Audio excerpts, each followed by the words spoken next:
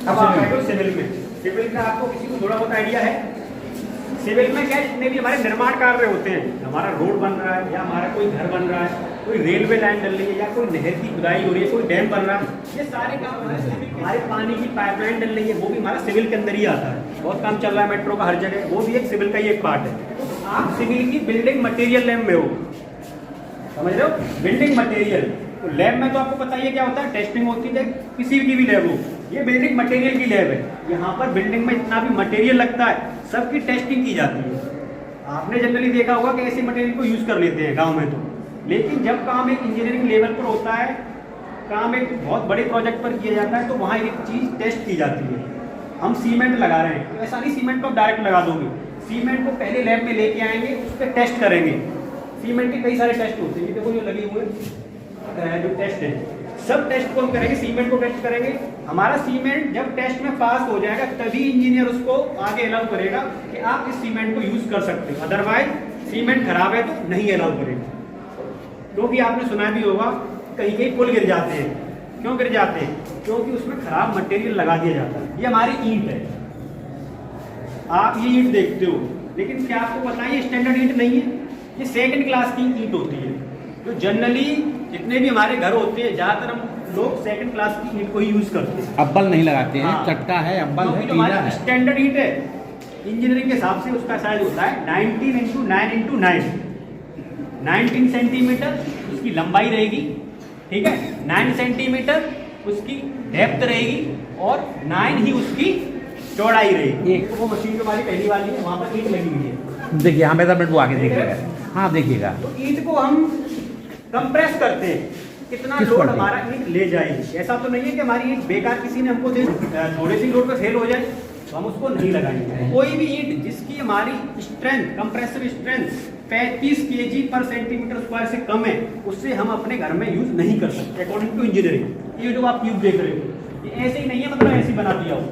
जो भी हम ढलाई करते हैं कंक्रीट से, चाहे हम बीम बनाएं, छत डालें या कोई भी काम करें, तो पहले उस सैंपल से इस तरीके के क्यूब बनाए जाते हैं, फिर 28 दिन तक इसकी हम तराई करते हैं, फिर उसी मशीन से कंप्रेस करके देख जो स्ट्रेंथ हमें चाहिए, अगर वो आ रही है तो ठीक है यूज कर लेंगे, अगर नहीं आ रही है तो उसको हम यूज नहीं करेंगे, उसके अंदर सीमेंट बढ़ाएंगे, बालू कम करेंगे, जो भी हम उसके अंदर वेरिएशन करेंगे।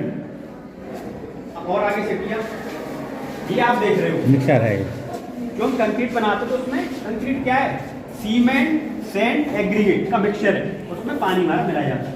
तो वहां से हम ये देखते हैं हमारा कंक्रीट के अंदर न तो पानी कम होना चाहिए और न ज्यादा होना चाहिए, क्योंकि इंजीनियरिंग ये कहती है कि जैसे जैसे कंक्रीट के अंदर पानी बढ़ता है उसकी स्ट्रेंथ घटती है एक लिमिट तक, तो वो हम वहां से डिसाइड करते हैं। सीमेंट के अंदर हमारा इतना पानी होना चाहिए उस गिट्टी के अंदर कि उसे हम वाइब्रेट कर लें इजीली, क्योंकि कंक्रीट को हम वाइब्रेट करते हैं, वाइब्रेट कर लें और उसको एक स्थान से दूसरे स्थान तक आसानी से प्लेस कर लें, क्योंकि कंक्रीट आजकल पाइप के थ्रू प्लेस की जाती है ऊपर तक। तो बड़े बड़े काम चलते हैं वहाँ सिर पर रख के नहीं ले जाएंगे, एक मोटर लगा दी जाती है नीचे, उसके द्वारा उसको पंप करके ऊपर तक पहुँचाया जाता है। बहुत बड़े बड़े काम होंगे। ऐसे ही जो हमारा सीमेंट है, सीमेंट का बैग है, आप उसको कैसे पहचानोगे? मैं आपको ऐसे तरीके बताता हूँ, आप बिल्कुल पढ़े लिखे नहीं हो, अभी आपने इंजीनियरिंग का कुछ नहीं पढ़ा, आप पता कर लो। सबसे पहले आप सीमेंट की मैन्युफैक्चरिंग डेट देखिए कट्टे पे, बेसिक काम हर कोई कर सकता है। मैन्युफैक्चरिंग डेट देखो, सीमेंट हमारा कौन सी तारीख को बना है, एक्सपायरी कितनी है, एक्सपायरी डेट उसकी कितनी है वो नहीं लिखा हुआ। इंजीनियरिंग हमें ये सिखाती है कि कोई भी सीमेंट जो हम खरीद के ला रहे हैं वो 3 महीने तक हमें यूज कर लेना चाहिए।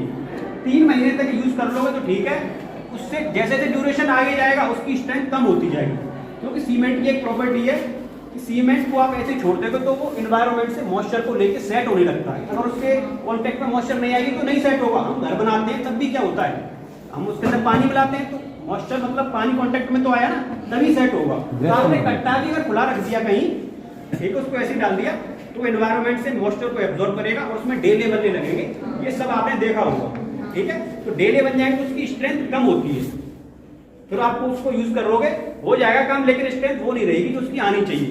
तो 3 महीने तक आप यूज कर लो, बेस्ट है। दूसरा आप कैसे पहचान करोगे, आप कट्टे के अंदर अपना हाथ डाल दीजिएगा, सीमेंट के कट्टे के अंदर आपको कूलिंग आनी चाहिए, आपको कूलिंग फील होनी चाहिए। अगर कूलिंग नहीं है, सीमेंट के अंदर मिलावट है और सीमेंट काफी पुराना हो सकता है।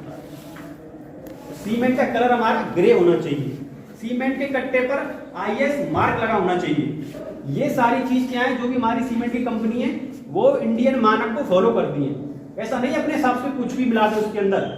जो हमारा इंडियन स्टैंडर्ड है, इंडियन स्टैंडर्ड में जितने भी कोड है, उन्होंने सारी कंपनियों से कह रखा है कि आप अगर OPC सीमेंट बना रहे हो तो इसके अंदर आपको ये चीज इतना % ही मिलानी है तो मिलानी है, उससे 1% ना आप कम कर सकते हो ना ज्यादा कर सकते हो। समझ रहे हैं ना? तो वो सारी कंपनियां उन कोड को फॉलो करती हैं, वो बाकायदा उन पर कोड लगा दी। और आप सीमेंट को लीजिए, पानी में डाल के देखो, पानी के ऊपर सीमेंट तैरना नहीं चाहिए, बैठ जाना चाहिए। अगर तैर रहा है तो उसके अंदर मिलावट ज्यादा है। तो आप कहीं जाने की जरूरत नहीं, आप ऐसे ही चेक कर सकते हो। सीमेंट OPC होता है, PPC, थोड़ा बहुत आइडिया हो तो आपको। OPC होता है ऑर्डिनरी पोर्टलैंड सीमेंट, PPC क्या होता है हमारा पोर्टलैंड पोजोलाना सीमेंट। तो आप लेने जाते हो ऐसे ही ले आते हो, देखो कौन सा सीमेंट है। OPC प्यूरेस्ट फॉर्म है सीमेंट की, हमारा उसके अंदर कोई भी मिलावट नहीं होती। PPC क्या है, उसके अंदर फ्लाई ऐश मिला देते, मतलब राख। क्यों मिला देते हैं? उसके कॉस्ट को कम करने के लिए। हालांकि स्ट्रेंथ पर ऐसा कुछ इफेक्ट नहीं पड़ता।